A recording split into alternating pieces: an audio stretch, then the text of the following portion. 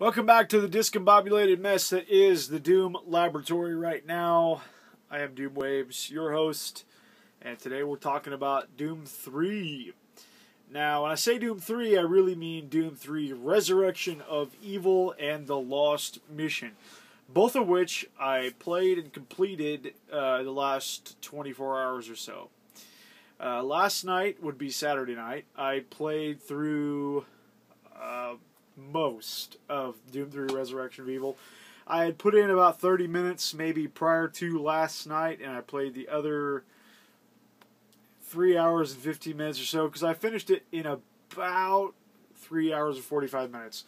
Really great expansion of Doom 3.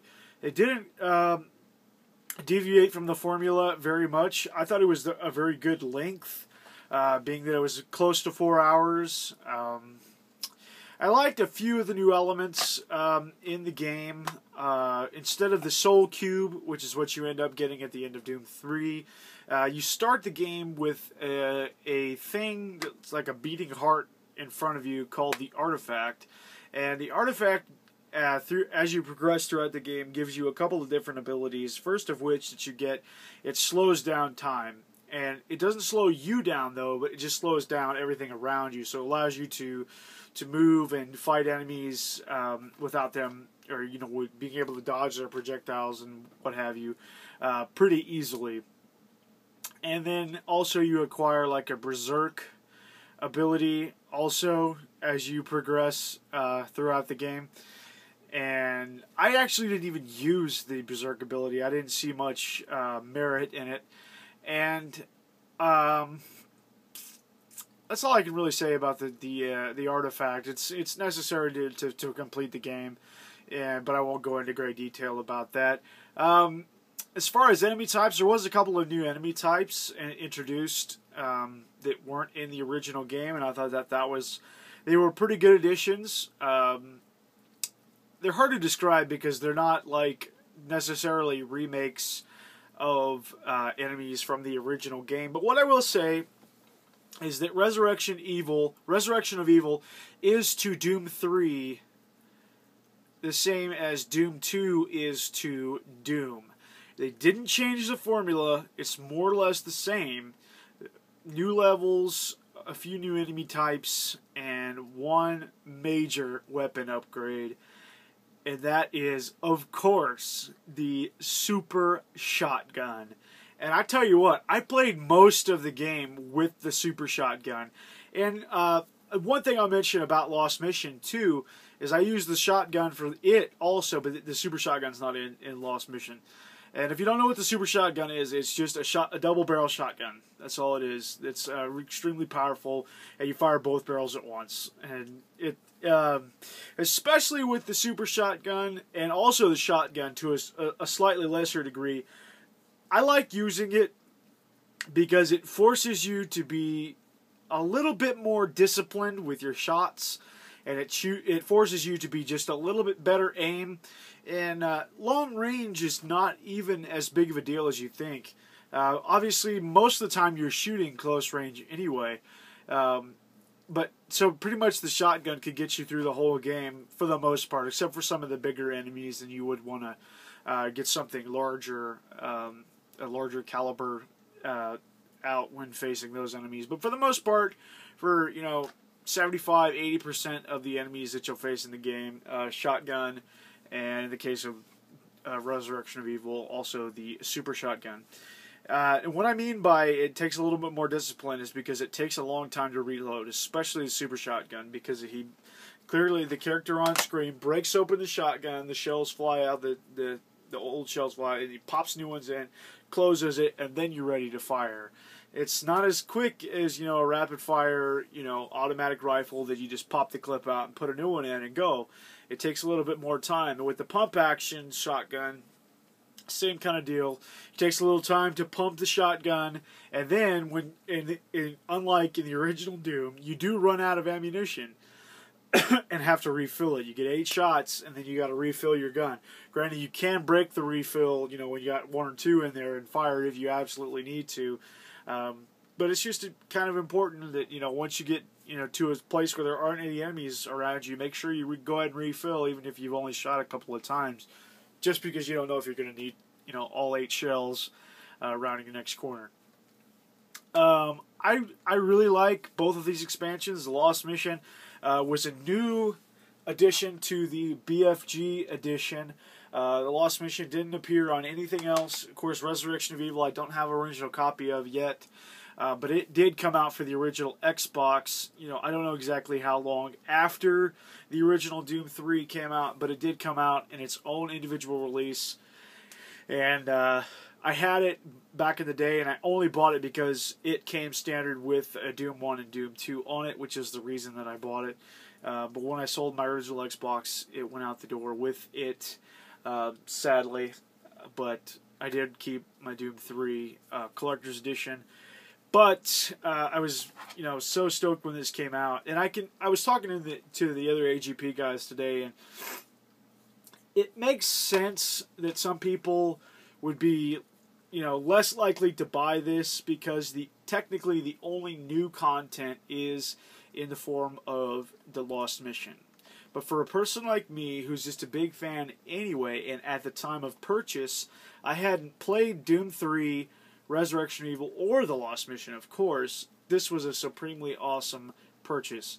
But someone who had played Doom 3 and Resurrection of Evil and still owned them on the original Xbox, the only new content they would be getting with this would be the Lost Mission. And the campaign is only about 2 hours long. And that said, I think it's a fantastic 2 hours. I think it's a really awesome expansion. I really enjoyed it. I played through it this morning, and I loved it. But I could see where someone would be annoyed that that's it. I mean, that's the only new content available, other than multiplayer, which kind of has died off. I don't even know if it ever really caught on. But, yeah, I mean, 2 hours of campaign is hardly worth a $40 purchase.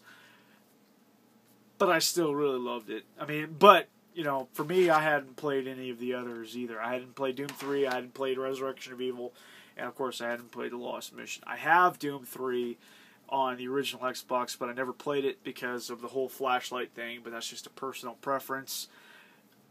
I really loved both, or all 3 iterations of Doom 3 available on this disc. And Doom, the Lost Mission, was kind of a combination of the first 2 as far as enemy types, and Resurrection of Evil introduced also the grabber gun, which is just exactly what it sounds like. It grabs a hold of things and then shoots them out, and you could grab a hold of like enemy projectiles too and fire them back. So imps, fireballs, and stuff like that, you could just fire them back at them if you wanted to. I didn't spend a lot of time doing that. I will say, though, this is not even a spoiler, but the first boss on Resurrection of Evil forces you to do that. It forces you to use the grabber gun to beat him, and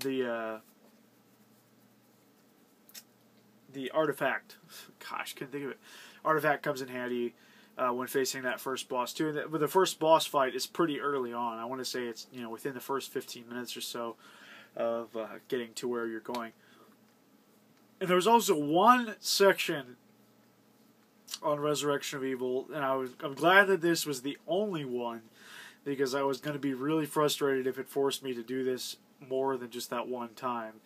There was a section where you're standing on top, of a really like a high drop off, and you got to weave in and out and not fall off the sides of this like bridge almost, but it's like wavy, and there's these things flying across the screen that hit you and kill you instantly, and you have to use the artifact to slow down time, but it doesn't last forever. It only lasts for a few seconds, and then you got to get to the other side. So it was kind of a frustrating few seconds, but luckily that was the only part in the game like that. And then there's another section right after that where it's something a little bit different.